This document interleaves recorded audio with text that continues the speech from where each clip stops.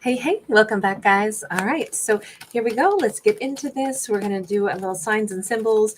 Also, just so you guys know, if you are watching for the different zodiac videos that I post, this week we're doing something a little bit special. Comments are on those zodiac videos.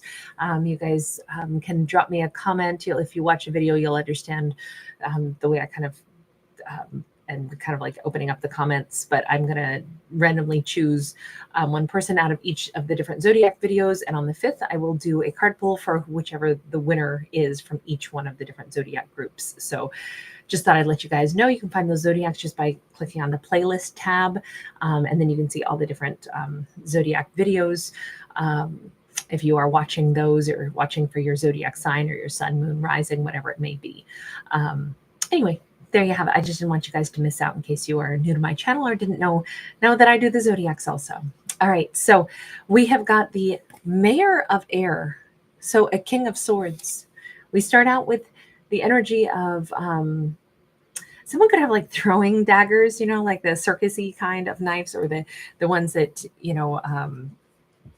like the just for practicing throwing, like the nicely weighted ones. That could be a skill somebody has, or somebody like does axe throwing, or I'm feeling like something almost like competitive, like they like to hone their skill. And the King of Swords does tend to hone their skill.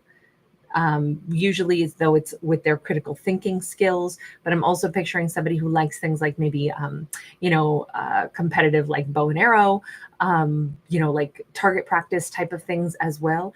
I feel like they really like to hit a bullseye. Could be darts, maybe dart championship, or anything where it's like their skill matched against hitting something precisely. I do feel like this is a person who, I don't want to say they're obsessed with precision, but they may really care a great deal about precision. And what's interesting here, though, is that we have the actress in the reverse next to this.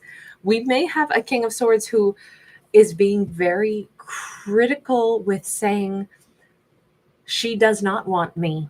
And I'm going to be very blunt with myself about this. Now, he may be just simply saying, the feminine here does not wish to communicate with me anymore. She has ceased all communication, and I'm going to pinpoint exactly why. He is not being emotional about this. Now, it could be him who's cut somebody else out of his life, and he's being very on point about it.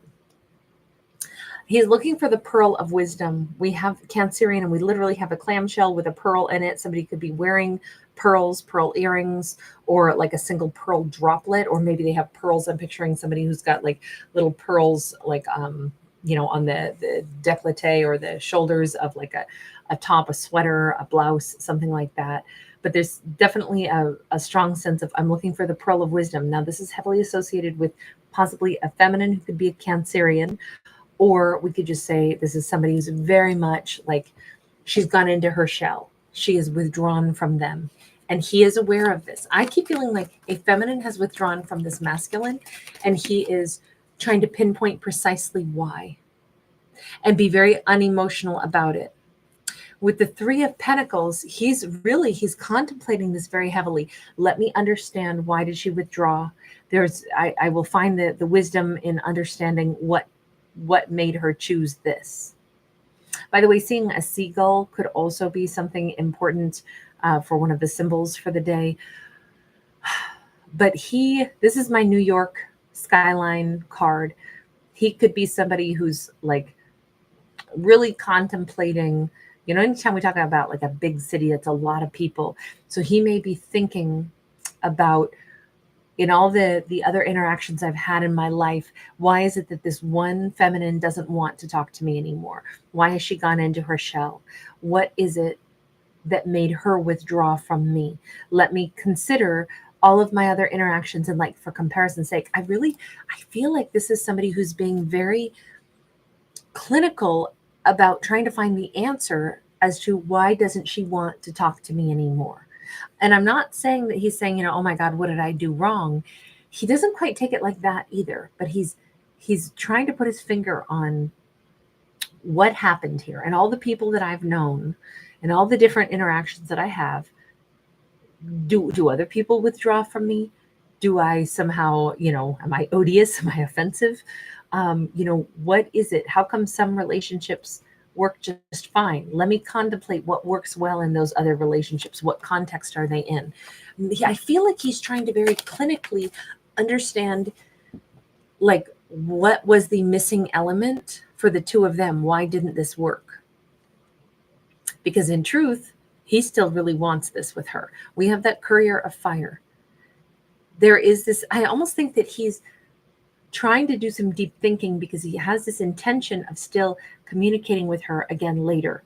At some point he will send a message to her, but not until he has sleuthed out the difference between what went wrong with them and what goes right in his other relationships. Let me ask, why is it that you're still wanting to send a message to her? Now, I feel like it's because he still has like a smoldering, desire for her, and he would like to still maybe find a way to make this work. I feel like he's seeking a solution by first understanding what went wrong, but he's doing it from such a clinical viewpoint, and he's doing it removed from her, which could be a problem. If he's trying to figure out why won't she talk to me, why did she withdraw from me, without actually conversing with her at all, but rather just trying to figure it out in his mind, that might not work so good. I don't know though. We have the artisan, and I was asking, what is it that makes him still want to connect to her? There's something about her that is very, like, he sees her as this creative, soft, brilliant energy that is very different than his clinical intelligence, right? So he sees her as somebody who is much more expressive than himself, right? I mean, come on, she's come across as somebody who has a ton of emotion. He says she won't speak to me anymore. She's somebody who can speak to almost anybody, but she won't talk to him anymore. And he's trying to figure out why she shut him out. Because in his mind, this beautiful, wonderful, creative individual who is very sensitive, for her to shut him down, he still obviously wants that energy in his life. Maybe because it's a good counterbalance to his otherwise very clinical, very need to be right. And maybe that's a part of this. Maybe, I started out by saying, is he somebody who he likes all kinds of sports and things like that can test his personal, acuity and his personal precision? Is this somebody who likes to find the right answer, who likes to be right? Not because it's like, I want to be smarter than you, I want to be right and want you to be wrong, but rather his behavior hints at somebody who wants to be, accuracy matters to him more than emotions. But he's dealing with somebody who's very emotional, and he's very drawn to her, but I don't think he understands why, other than I think she's a good counterbalance to his kind of colder energy. He wants her in his life, and he does have a passionate spark for her. Suspension. It does feel like he's saying, okay, so I'm not allowed back in her life until I figure this out. With this hanged man, we keep seeing him kind of remote, right? We see him far, far away in both of these cards. Here he's hovering off planet. Here he's, again, way up above in the night sky. Here he's detached his own head. And here he's in this isolation tank. So he's a very remote character.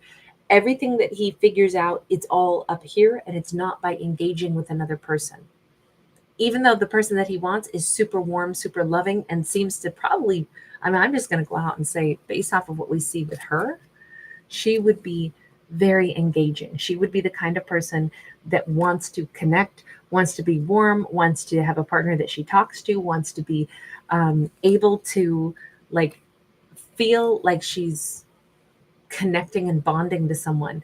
And it feels like they, by contrast, figure everything else out in life by themselves. I go away, I figure out what the answer is, and then I come back and I hand you the solution. But I think that's what he doesn't get. That is where the problem is between the two of them. He's isolated himself because she, I think, cut him out of her life, but he's not trying to come back into her life until he has sifted through, why won't she talk to me? Four of Air. He may be deciding something that, again, could be very incorrect. I need to leave her alone because she has to heal from something. Maybe she has a problem. We have white roses. I will say this, he likes her energy, but I don't even know that he necessarily identifies that. He also likes her physique. She may have a very voluptuous figure. He likes her physique unclothed, particularly. We have philosophy. In him trying to be very cerebral about everything, I mean, this is a very intelligent person who has a capability of actually getting some things very correct, some profound truths, but I also think he misses some of the important energies of like understanding another person, although that's all he's trying to do is understand what makes another person tick. But almost like an alien looking at a species that they're unfamiliar with and trying to like, let me puzzle over this. Instead of him being like really feeling like he's bonding and getting to know a person, he like watches it all from a remote position. With that philosophy, he's kind of starting to say, well, if somebody withdraws and they're probably hurt and they probably have something to heal inside themselves, but you notice it's conveniently like he's leaving himself out of the equation of any consideration that he perhaps is the thing she has to go and heal from. Maybe his own behavior could have made her say, I don't like this. This is unpleasant. I don't see him putting his finger on any of that at all. In fact, he's completely seeming to move away from, could it be moi? And I don't see him thinking that at all. He's going the opposite direction. We have astrology and we have the soldier of earth. And this is not to say, well, wow, don't you know it's all your fault? I don't mean it to sound like that. I almost feel like on her side, because this is her showing up now, she has the astrology card and she may be understanding that there is a very pig-headed, boorish energy to him. And he's very, you can't speed him up. He goes at one pace and that's his pace. He is somebody who is steady. There's a lot to love about him. There's a lot of great components about him, this consistency, this steadfastness. But then when we see her as this, like she's trying to understand him also, I think.